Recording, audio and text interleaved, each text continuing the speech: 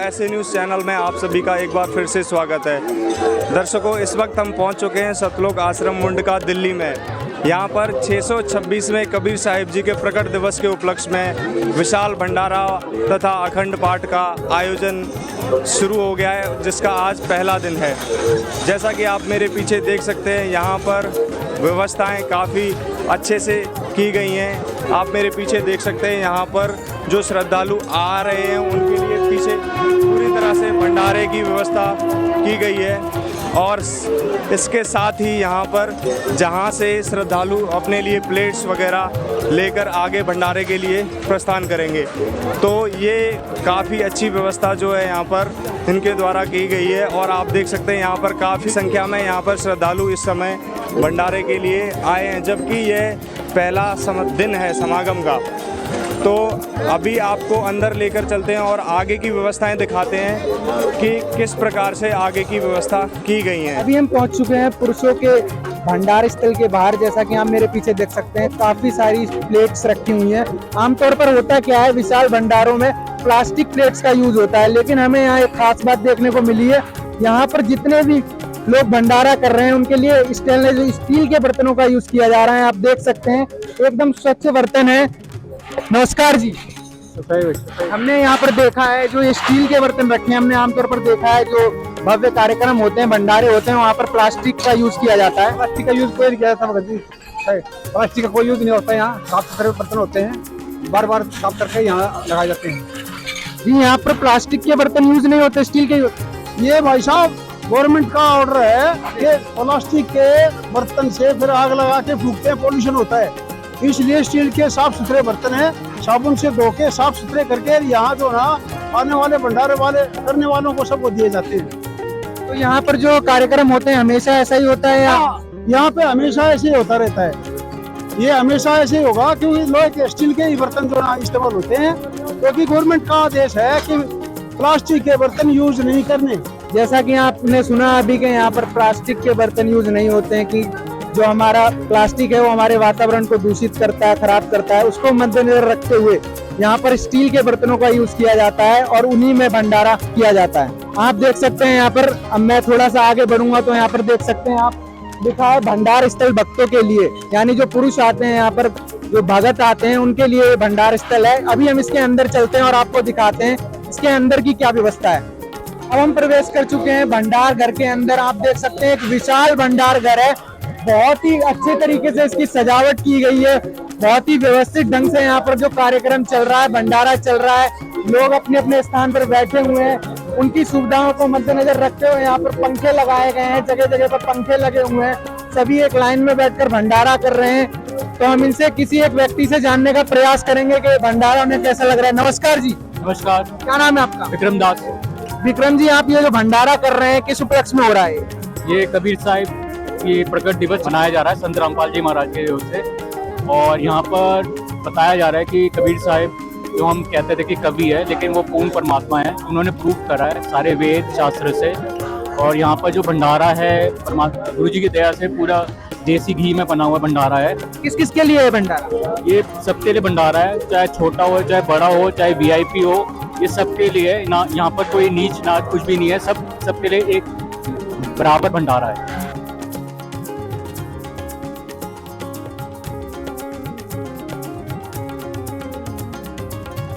तो अभी हम सतलोक आश्रम मुंडका के अंदर आ चुके हैं और यहाँ पर आप मेरे पीछे देख सकते हैं, ये जूता घर है। यहाँ पर जो आने वाले श्रद्धालुओं के जूते जमा किए जाते हैं और उनको एक टोकन दे दिया जाता है, जिससे कि वो टोकन दिखाकर अपने जूते और चप्पल वापस ले सकें। और यहाँ पर कुछ लोग मौजूद हैं, आए हुए हैं, उनसे उनका अनुभव जानते हैं। नमस्कार सर। नमस्कार। क्या नाम है सर आपका? मेरा नाम अमित कुमार हुआ। कहाँ से आए आप? मैं अभी आया हूँ पीतमपुरा से। तो सर आप यहाँ पे आए हो, आप किसके साथ आए हो यहाँ पे? मैं अपनी माता जी के साथ आया हूँ। इस भंडारे के बारे में आपको कैसे पता लगा था? माता जी यहाँ से संत रामपाल भगवान जी के साथ जुड़ी हुई हैं, उनकी सेवा में हैं, तो उनके थ्रू पता चला। और मामा जी भी, मेरे माता जी की जो भाई हैं वो भी जुड़े हुए हैं, तो उनके थ्रू पता चला कि यहाँ की आज यहाँ पे ऐसा कुछ कार्यक्रम चल रहा है, तो फिर हम लोग वहाँ पे यहाँ पे आए। तो सर आप यहाँ पर आए हो, आपको यहाँ की व्यवस्थाएं और भंडारे का जो यहाँ का जो अनुभव है आपका कैसा रहा? यहाँ पे व्यवस्था तो बहुत उत्तम तरीके से किया गया है। भंडारे का भोजन भी स्वच्छ है, स्वादिष्ट है और यही चाहूँगा कि यहाँ पे ज़्यादा से ज़्यादा लोग आएँ और इसमें अपनी सेवा भावना समर्पित करें। इससे आप पूरी तरह से अप्रिशिएट है, मतलब हाँ बिल्कुल, पूरी तरह से संतुष्ट हैं? बिल्कुल पूरे संतुष्ट। हाँ जी, हाँ जी, हाँ जी। दर्शकों, इस वक्त हम मौजूद हैं भंडार घर में। यहाँ पर आप देख सकते हैं सैकड़ों की तादाद में यहाँ पर जो है महिला श्रद्धालु अपनी सेवाएं कर रहे हैं। कोई सब्जी काट रहा है, कोई सलाद काट रहे हैं और यहाँ पर आप देख सकते हो कितनी मात्रा में जो है प्याज काटी जा रही है, जो कि ये बहुत बड़ी बात है। इतने ज़्यादा श्रद्धालु प्याज की सेवा करते हुए और आगे आप देख सकते हैं दूसरी तरफ जो है सब्जी काटने की जो है सेवा की जा रही है। तो जैसा ये विशाल भंडारा है उसी प्रकार से इसकी तैयारियां भी की जा रही हैं। यहाँ पर आप देख सकते हैं, जहाँ तक आपकी नज़र जा रही है, यहाँ पर महिला श्रद्धालु अपनी व्यवस्थाएं करने में लगे हुए हैं। कोई सब्जी काट रहा है, कोई सलाद की तैयारी कर रहे हैं। ये क्या नाम है आपका? सच साहेब जी। मेरा नाम हिरोशी दासी है, मैं दिल्ली से हूँ। तो ये इतनी सारी सब्जियां क्यों काटी जा रही हैं, इसके बारे में थोड़ा बताएंगे हमें? सर ये ना हमारे यहाँ पे ना प्रकट दिवस मनाया जा रहा है कबीर साहिब का, तो उसके लिए भंडारे की व्यवस्था की गई है। तो इतनी सारी सब्जियां क्यों काटी जा रही हैं? तो ये इतने सारे श्रद्धालु हजारों की संख्या में आ रहे हैं और ये नहीं पता कितने हज़ार आ रहे हैं, तो उनके लिए पहले से व्यवस्था की जा रही है। किसी चीज़ की कोई प्रॉब्लम नहीं होगी और जो भी आए परमात्मा का भंडारा ग्रहण करे। और इसके साथ और क्या क्या तैयारियां यहाँ पर की जा रही हैं? ये लड्डू राम की सेवा है और सब्जी है, चावल राम है और क्या नाम है, भंडारे में बहुत सारी चीज़ें हैं जी, जो परमात्मा की दया से खाने के लिए श्रद्धालु आए और अपना कल्याण करवाए। तो देखा अभी हमने बात की यहाँ महिला श्रद्धालुओं से, उन्होंने बताया कि यहाँ पे काफ़ी तादाद में जो है श्रद्धालु आने वाले हैं भंडारे के लिए, उनके लिए पहले से ही व्यवस्था की जा रही है।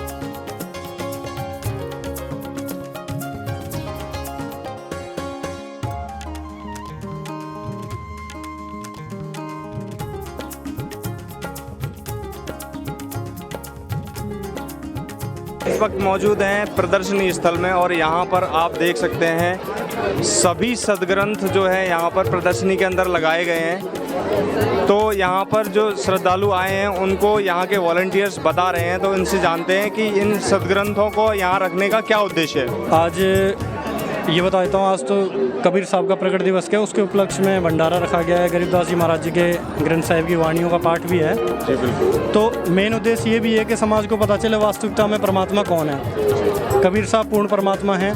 आज से 626 वर्ष पहले लहरताला तालाब पे कमल के फूल पे प्रकट हुए थे।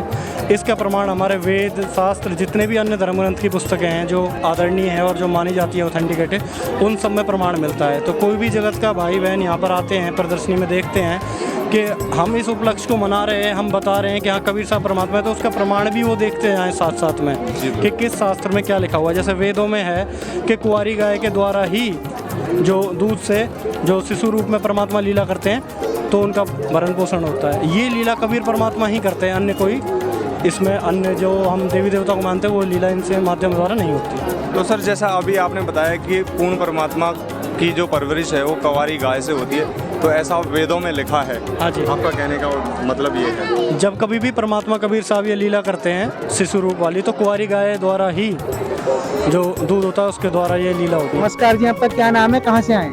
मेरा नाम पूर्णिमा शर्मा है, मैं दिल्ली से ही आई हूँ। आपको इस कार्यक्रम की जानकारी कहाँ से प्राप्त हुई? मेरे मम्मी पापा ने नामदान ले रखा। तो आप इस कार्यक्रम में पहली बार आए? हाँ जी, मैं पहली बार। कैसा लगा आप? मैं गई हूँ मैं कई बार, बट मैं यहाँ पे पहली बार आई हूँ। आपको कैसा लगा यहाँ पर आके, जो यहाँ भंडारा हो रहा है, यहाँ की विशेषताएं क्या हैं, कैसा आपको लग रहा है यहाँ?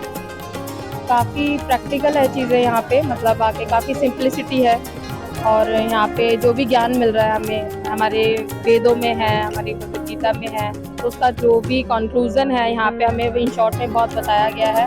और मतलब यहाँ पे कोई होना दिखावा शो ऑफ नहीं है, सब सिंपल है, सब अच्छा है मतलब। तो अभी आप प्रदर्शनी स्थल में हैं और जो ये कार्यक्रम है कबीर साहब प्रकट दिवस के उपलक्ष्य में है, तो आपको कबीर साहब जी के बारे में क्या जानकारी मिली है यहाँ से?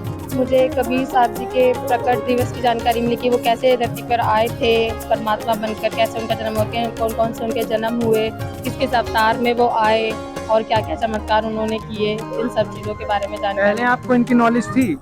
हाँ, हमने बुक्स में पढ़ा था जब हम छोटे होते थे, तो हम उसमें उनके दोहे पढ़ते थे। जैसे मुझे कई सारे दोहे उनके याद और अच्छे भी लगते थे, पर ये नहीं पता था कि कबीर जैसे भगवान के रूप में भी उन्हें जाना, हमें एक कवि के रूप में पता था।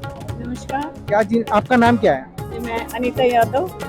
आप हमें ये बताएं, आप इस भंडारे में आए हैं, आपको यहाँ पर आकर कैसा लगा? यहाँ पर क्या क्या विशेषताएं आपको देखने को मिली? देखिए, मैं आज फर्स्ट टाइम ऐसे किसी प्रोग्राम में आई हूँ। इससे पहले मैं कभी कहीं नहीं गई। और मेरे कोलिग हैं मिस्टर प्रदीप जी और महावीर जी, ये सारा श्रेय इन्हीं को जाता है।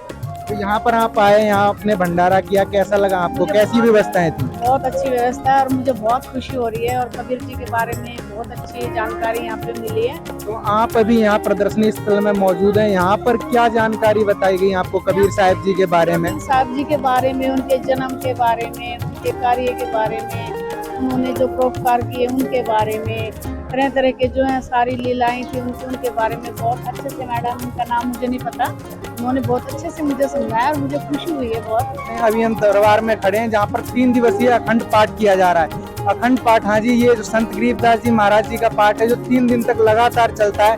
अभी हम उसके अंदर प्रवेश कर चुके हैं। पाठ किस प्रकार किया जाता है और किस लिए किया जाता है, इस विषय के बारे में हम जानते हैं। यहाँ पर जो एक व्यक्ति मौजूद है, इनसे। नमस्कार जी। साहिब जी, क्या नाम है जी आपका? नवनीत दास।